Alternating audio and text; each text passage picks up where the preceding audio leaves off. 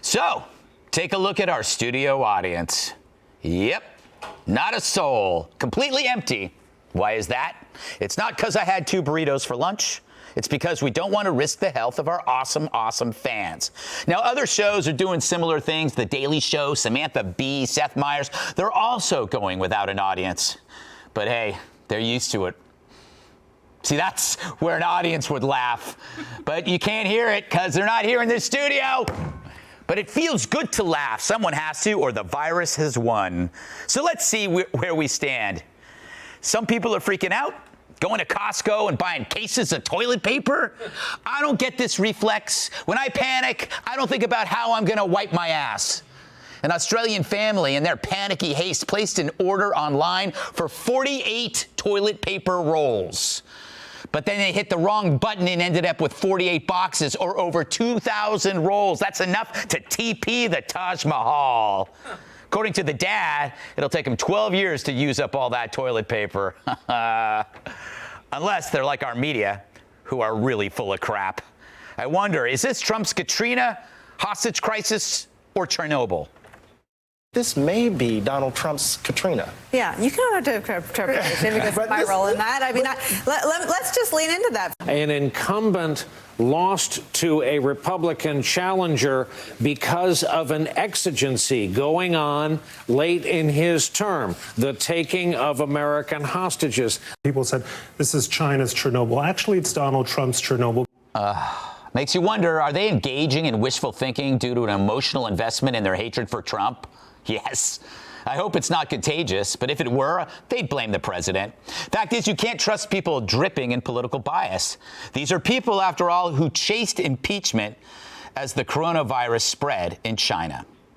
Watch Don Lemon flip out on John Kasich, who doesn't like Trump, but refuses to follow Don's script. I watched the address tonight, and I thought it was fine. We need straight, accurate information from this president and this administration, and we're not getting it. And I don't understand why you are tiptoeing around it. That's why you're here to talk about the president's address. Can I finish now? No, you can't, John, because we're here to talk about the president's. Wait, we're here. I don't want you to go on and deflect and talk about something else. So John didn't dance to Don's tune. And so Don acted like a bank robber who found out his getaway driver just took him straight to the police station. Then there's this clown who says calling it a foreign virus is racist. The president referred to the coronavirus as a, quote, foreign virus. Why the president would go as far as to describe it as a foreign virus, that is something we'll also be asking questions about. It's going to come across to a lot of Americans as smacking of xenophobia. So I guess Zika, Ebola, and Rocky Mountain fever are racist, too, all named after places of origin. Acosta's idiotic emotional bias should be called CNN virus, named after its origin. But I don't have time for this, and frankly, neither do you. You're either a plus or a minus, and those are all minuses. The pluses, we're now canceling events. Even a conference on the coronavirus was canceled because of the coronavirus. That's like canceling my fan club meeting because I'm too hot. The NBA postponed their season, but it's not just basketball, it's baseball and hockey, too. Let's go to ESPN to see what they're showing. Now let's go down here and turn around. Your grandmother doesn't know where in the hell. No, with your damn big mouth, damn it. Shut your mouth, will you? Yeah. Oh, On an excuse. no, I don't know where the hell we're going. I think we'll go up there. I prefer that programming more. Now, the Houston Rodeo was also postponed, and I was planning on going. So it turns out it won't be my first rodeo after all. Yeah, I admit that's a pretty terrible joke, but I couldn't cut it out.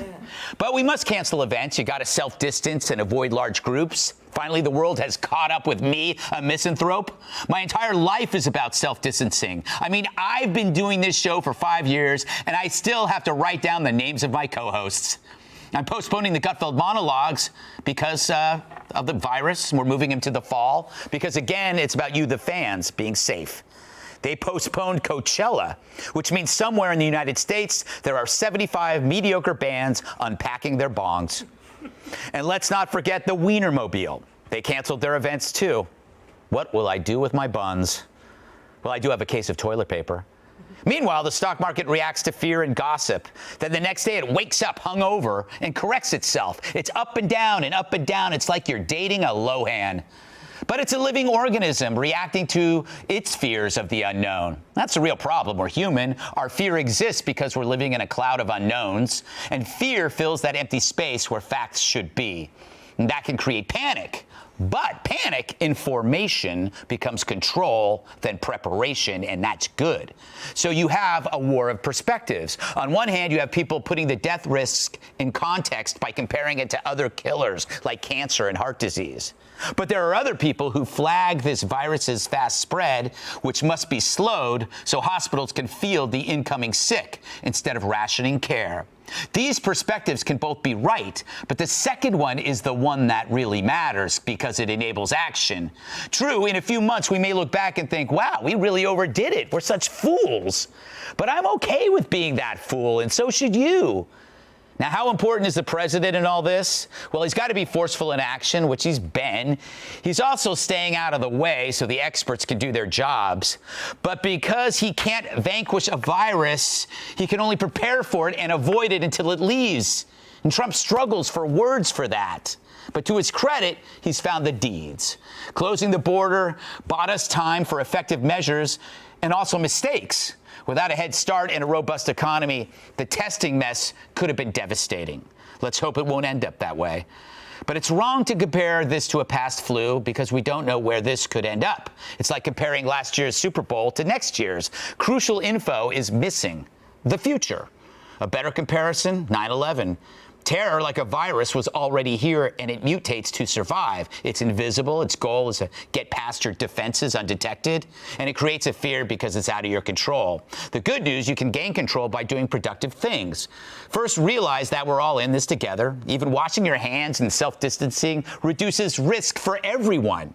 Staying in, checking on your older relatives, exercising at home, these acts are more important than you realize.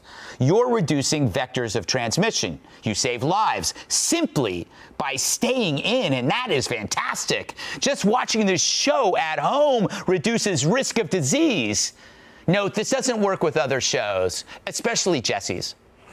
The bright side, these behaviors may reduce overall fatality of other viruses. And yeah, we could tell you some more good news just to make you feel good, but it's better to give you information to do some good. Ignore minor differences for the larger similarity that we're all human and we're a little scared. But we can all reduce the strain by contributing what we can to the shared effort, because this is a big war against the tiniest of things. It's invisible. You don't know if it's there or not. But you know where you are and what you can do, and knowing that alone will make you a hero in a world where we could use a few more. Period. Period. Clap, clap, clap, audience claps, right? Let's welcome tonight's guest. She's the lady with the drawl who's always ready to brawl. Fox Business Network anchor Dagan McDowell. He's so sharp he can't hold a balloon. TV writer and producer Rob Long. She's zany, brainy, and sometimes complainy. Host of Sincerely Cat on Fox Nation, Cat Timpf. And he can kill you with his eyebrow. In for Tyrus, former CIA operative and host of the upcoming series Black Files Declassified. Oh my God. On Science Channel, like Baker. Yeah. Yes. You know what the great thing about not having an audience? I don't feel bad when somebody gets more applause. You know what I mean? Like somebody might like Dagan more than Mike, and then Mike at the end it feels really bad. I do. Yeah, your ego's fragile. Even during times of great misery, he is more worried about how much applause he gets. I feel bad because I can't pander. Yeah, I can't say stuff like that about Hillary Clinton, right? Yes. And then everybody. If you want, you can pander to us. Yeah, that's true. You know, whenever you land a joke that they don't like, all you have to do is say, but what about Hillary? You get so much applause. Constitution. Yes. So, Dagan, you are the business mind here. I have so many questions. Two of them are, one, why do we keep showing the Dow ticker? Because I think that is like, it's like watching a slow rolling disaster. It's like, turn it off, get it off the screen for a few hours. I might be wrong. And also, we closed down the stock market for 7 days after 6 or 7 days. It's September 17th. What's the reason not to do this here? That was some structural problems actually down in Lower Manhattan after the terror attacks. But you can't shut the markets down because you're literally just hiding what is really going on in the market. Right. The more you know, again, it's just like the virus. The more you know, the better. Because if you shut it down, then you have kaboom, right, the apocalypse after you reopen it, if the news is bad. But what if, I look at the stock market as kind of a drunk guy at the blackjack table who's losing, and I'm his best friend going, let's go into the buffet for a few hours. That's all I want. No? Not that easy. Sound investment advice. Everyone at home. Just go to the buffet. If this is Vegas, the buffet is, I don't know, the drink. The buffet is at this point is a toxic center of disease. Don't go to the buffet. Go home. Right. Don't go to the buffet. The sneeze guards are not your protection. That's right. They're not going to keep the sneezes out. I do think, though, the market was so overvalued anyway outside of the virus that this downdraft, you've got, $10 trillion in debt on corporate balance sheets in the last decade. So there were a lot of problems that were building anyway. Interesting. And so this virus takes off, and then you have the oil price war. Right. And so the washout that you're seeing is creating this sense of panic. Panic begets panic, fear begets fear, and you have lunatics. Basically, it could get worse for the economy because of what's going on in the markets. Just like I went into a Whole Foods in the last week. Yeah. And you see the shelves are all cleared out, and I'm grabbing like Brazil nuts and radishes, and I've got like my arms with Brazil nuts and radishes, and I realize this is the crap left over at the worst part of a Christmas party. I think that's a great Food Channel show. You go into, they should call it Not a Whole Lot of Foods. The audience laughed. The audience laughed. Hey, Rob, are you panicked? Do you think it's wise to over-prepare and be relieved? Look, 2/3 of what they're telling us to do, frankly, we should have been doing anyway. Exactly, like Japan does. You live in a hurricane area, you live in a tornado area, you live in a snow emergency area, you live in the West Coast where you have earthquakes, you should have 72 hours of water, 72 hours of canned food. You should be prepared. 2 years of toilet paper? I'm not saying that I am. Well, it depends if you go to Arby's a lot. I'm not saying you should, but look, we all have to. You were right. In your monologue, you're right. We all have to sacrifice a little bit. You clearly, judging by your outfit, have sacrificed your performance in Mummenschanz. So we all have to pull. But preparedness is look. I've said this before. The benefit of this experience now is that we're training ourselves to prepare for the next one. Right. They are going to keep coming. This is the way the world works. Wait, you're saying, Rob, we're going to learn from a past? Yeah, well, I'm hoping. Go with the fantasy. As humans, we're going to take this on. Go with the fantasy. And be better next time. Wouldn't it be great if we did, and everybody sort of prepared for this? Look, profits will go down. Corporate profits will be down in the second quarter. We know that. Yeah. We're going to stop business activity for 2 weeks, almost 3 weeks. So it's going to take a hit. That's something we all are going to have to pay for. And in the big scheme of things, it's not really that much. Yeah. The economy's great. The country's in great shape. The world is in good shape. We just got to stay home for 2 weeks. I like that you said that. I know, Kat, you had to shut down your singing telegram service. I know. And it was really picking up steam. A lot of birthdays. Be upset. Yes. The thing is, preparedness is one thing, but like there's nothing on the shelves in so many places. And the hand sanitizer hoarding and the soap hoarding. It doesn't make sense because, and everyone always says, "Oh, you're so selfish to not wash to hoard all this stuff, and you're selfish, not thinking of others." But like that's true, but you're also not thinking of yourself because it also benefits you if the other people in your community are washing their hands. Yeah. What if they don't have toilet paper and they're not washing their hands? There you go. Oh. Yeah, and me in college. Just try squeezing lemon juice on their hands after they go to the bathroom because there's no soap left. Meanwhile, you're pouring it all over your slip and slide in your backyard or whatever you're doing with that much sanitizer. If you're really nervous about it, you want some Purell, I'll sell you some for $16,000. There you go. Some kid. It's the worst because I don't know where you guys. I mean, I know you live out here. I sure do. May I just mention a couple of things? I don't want to jinx the great state of Idaho, but no reported cases yet. But I think there's something more to it in the fact that you go and nobody's panicking. At least that I know. Yeah, it's because you guys got all those potatoes. We got potatoes and we got a lot of trout. Yes, trout. Yeah, and I hate trout. By the way, you got some preppers out there too. Yeah, we got preppers out there. Absolutely. You're a prepper. How many guns are under your bed, Mike? No, it's a walk-in safe. You don't put a gun under your A bed. gun room. Not when you have kids around. Yeah, it's true. Although you know, Scooter's done his hunting certificate, so he's good to go. Congrats. But anyway, the point being is the shelves are full. We're not seeing the same sort of thing that you may be seeing in other urban areas, and part of that is because of the number of cases that may be happening. But I think there's a big difference between being realistic, pragmatic, and prepared, and panicking. But that's my point, is you give into the panic. A rational person, if you're surrounded by lunatics, becomes a lunatic.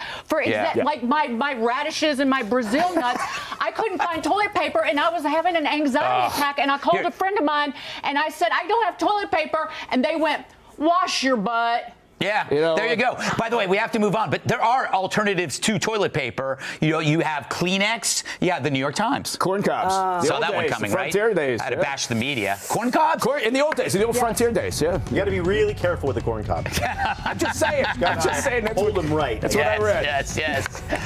Wasn't your rank, Colonel? What are you reading? All right, don't go anywhere. Be right back.